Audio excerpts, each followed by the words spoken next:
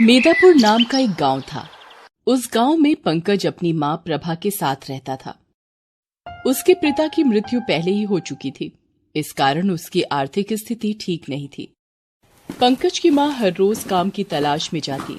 वो लोगों के घर में जा जाकर काम मांगती और उनके घर का कुछ काम करती और बदले में उसे जो भी पैसा मिलता उससे खाने का सामान लेकर घर वापस आती। कभी कभी तो काम नहीं मिलता था तो वो खाली हाथ ही वापस लौट आती। उसे खाली हाथ वापस आते देखते हुए पंकज बोला, माँ, आज कुछ नहीं लाई मेरे खाने के लिए? नहीं बेटा, आज तो काम ही नहीं मिला, तो कहाँ से कुछ लाऊं? कोई बात नहीं माँ, आप चिंता न करो। आज मुझे भूख नहीं लगी है।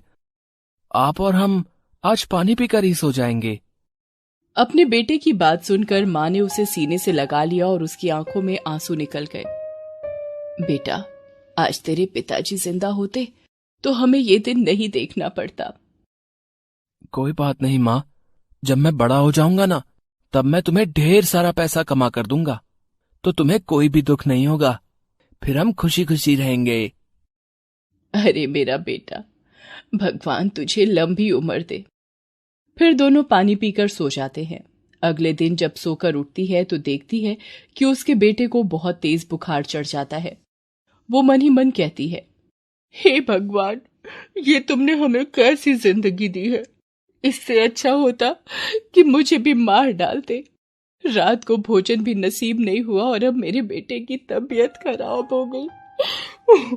अब मैं क्या करूं, तू ही बता।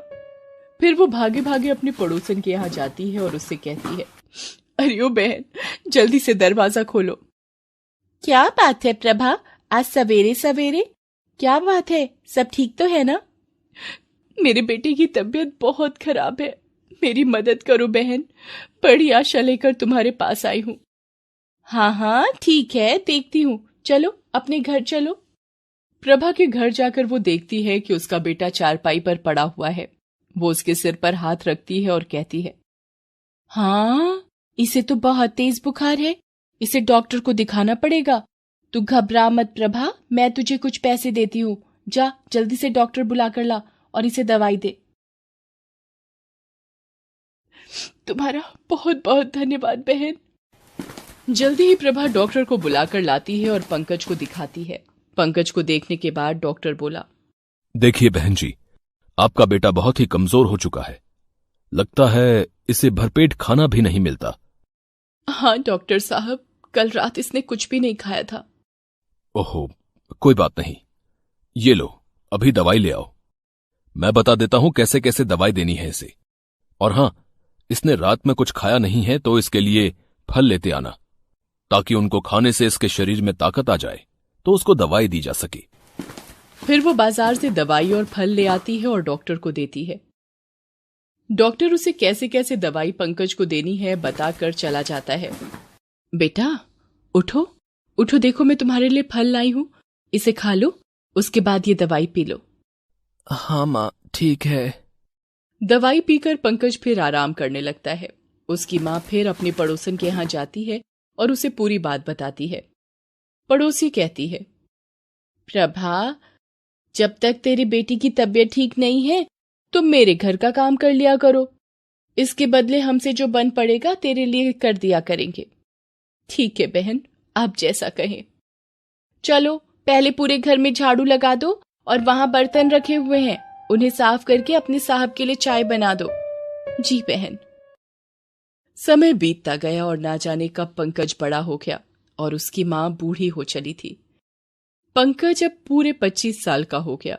एक दिन पंकज अपनी मां से बोला, मां, मैं नौकरी की तलाश में शहर जा रहा हूं। शहर जाने की बात सुनकर मां चौंकते हुए बोली, शहर? नहीं बेटा, तू शहर नहीं जाएगा। तेरे सिवा मेरा कोई नहीं है, तू ही तो मेरे जीने का सहारा है। अगर तू शहर चला गया तो बता, इस बुढ़ापे में मैं किसके सहारे जीऊंगी? मुझे कुछ नहीं सुनना। आखिर कब तक तेरे पल्लू से बंधा रहूंगा? मेरी भी कुछ इच्छा है, मैं भी इस गांव से बाहर निकलकर शहर देखना चाहता हूं। और मेरा क्या होगा बेटा? क्या तूने कभी मेरे बारे में सोचा है? मुझे नहीं पता, बस मैं तो जल्दी ही शहर जाऊंगा। हाँ, और कोई नौकरी करूंगा ताकि तुम्हें लोगों के घर जा जाकर काम न करना पड़े। नहीं बेटा, तेरे ना रहने पर मैं मर जाऊंगी बेटा, ऐसा मत करना। माँ, मैंने ठान लिया है। अब मैं शहर में एक नौकरी करूंगा और तुम्हारे लिए खूब सारे पैसे कमाऊंगा और भेजूंगा। नहीं बेटा, मुझे तेरे पैसे नहीं चाहिए, बल्कि तू चाहिए। अब तो पहले एक इच्छा बाकी है कि तेरी शादी हो जाए। बस मरने से पहले ऐसा कर दे बेटा, ताकि मैं निश्चिंत होकर मर सकूं। क्या कह रही हो माँ? अभी तो अपने खाने का ठिकाना नहीं है। और माँ, तुम शादी के सपने देख रही हो? नहीं माँ, अभी तो ये संभव नहीं है। एक दिन चुपके से पंकज गांव से शहर की बस पकड़कर चला जाता है। माँ को जब इस बात का पता चलता है तो वो खूब रोती है। उसका रोना सुनकर आसपास भीड़ जमा हो जाती है। लो भैया, लो सुनो, बेटा अपनी माँ को अकेला छोड़कर नौकरी करने गया है। उसने ये सही नहीं किया। अगर जाना था तो इस बूढ़ी माँ को भी अपने साथ ले जाता। बताओ, अब ये किसके सहारे जिएगी? हाँ भैया, कह तो ऐसे रहे हो जैसे शहर में उसका कोई आलीशान घर हो, जहां वो इस अभागी को रखता है। वो घर से भाग गया है, इसे खिलाने पिलाने के बारे में सोचकर। उसकी बातें सुनकर रोती हुई प्रभा बोली, नहीं भैया, वो तो अपनी माँ के लिए कमाने गया है। मुझे अकेला छोड़कर उसने जो सोचा होगा सही होगा। कुछ समय बीत जाने के बाद पंकज की नौकरी शहर में लग जाती है और वो अच्छे खासे पैसे कमाने लगता है। अब उसे अपनी माँ की याद नहीं आती। उसने एक सुंदर लड़की उमा देखकर शादी भी कर ली होती है। पंकज ने अपनी माँ के बारे में उसे सब बता दिया। वो कहाँ का रहने वाला है और कहाँ से आया है, ये सारी बात वो उमा को बता देता है। लेकिन वो अपनी शादी की बात अपनी माँ को नहीं बताता। नौकरी पर जाते समय एक दिन अचानक पंकज को चक्कर आता है और वो धड़ाम से सड़क पर गिर पड़ता है। सड़क पर चल रहे लोगों ने उसे अस्पताल में एडमिट करा दिया और फिर उसकी पत्नी को इस बारे में सूचना दी। हेलो, आप पंकज की पत्नी बोल रही हैं क्या? हाँ, बोल रही हूँ। और आप कौन? मैं सिटी हॉस्पिटल से डॉक्टर सुरेश सक्सेना बोल रहा हूँ। आपके पति की तबीयत अचानक खराब हो गई है। आप यहाँ आकर मुझसे शीघ्र मिलो। ठीक है डॉक्टर साहब, मैं जल्दी ही पहुंचती हूँ। उमा अस्पताल पहुंचकर डॉक्टर सुरेश सक्सेना से मिलती है।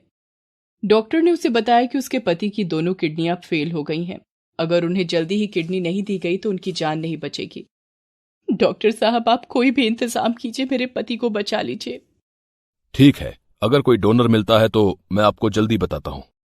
डॉक्टर साहब, इसमें खर्चा कितना आएगा? अभी कुछ नहीं कह सकता, फिर भी 5 से 10 लाख भी लग सकते हैं। आप पैसे का इंतजाम कीजिए और हम किडनी डोनर का, ठीक है?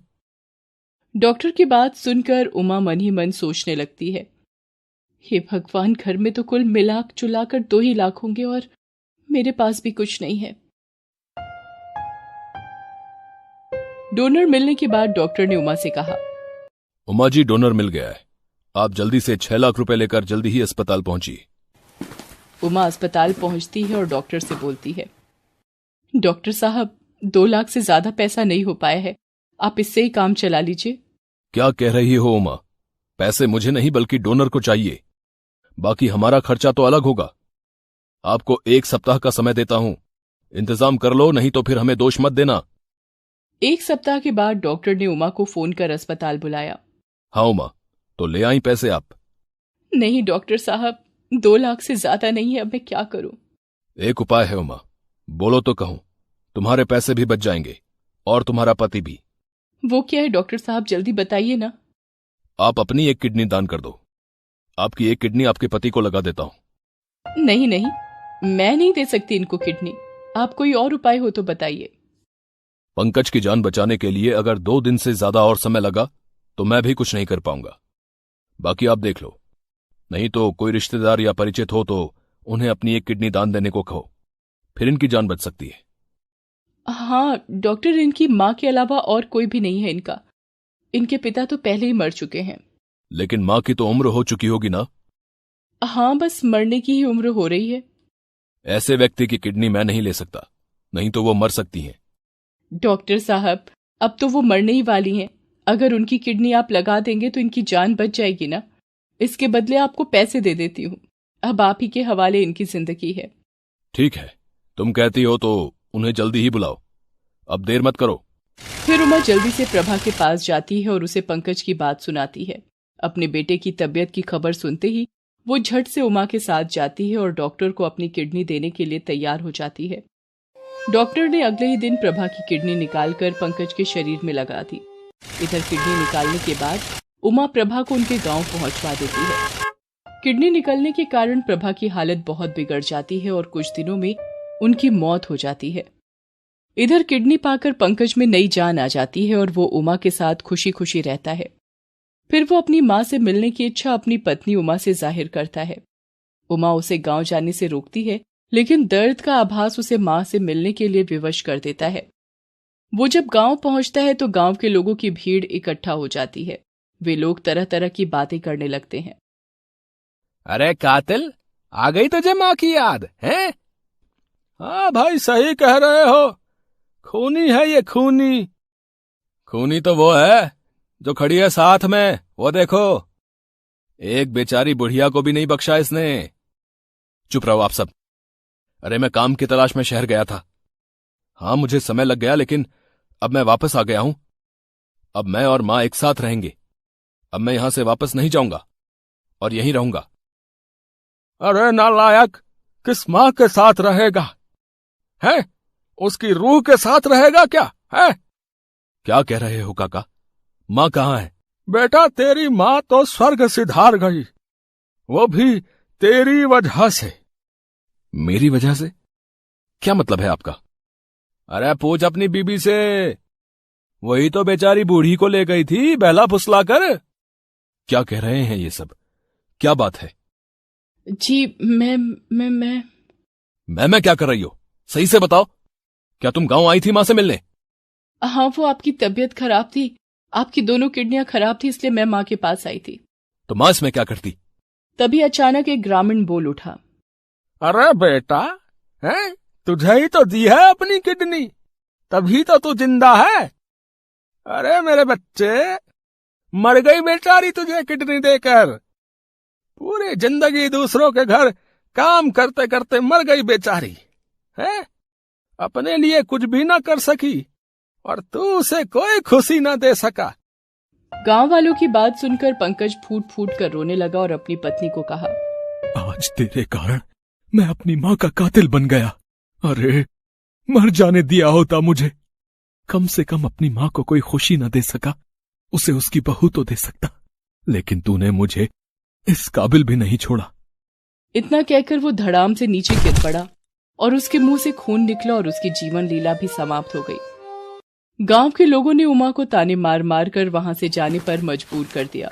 फिर पुलिस को सूचना दी गई। वहां आकर पुलिस ने पंचनामा किया और पंकज की लाश को पोस्टमार्टम के लिए भेज दिया और उसकी पत्नी के खिलाफ मुकदमा दर्ज कर उसे जेल भेज दिया। Please subscribe this channel.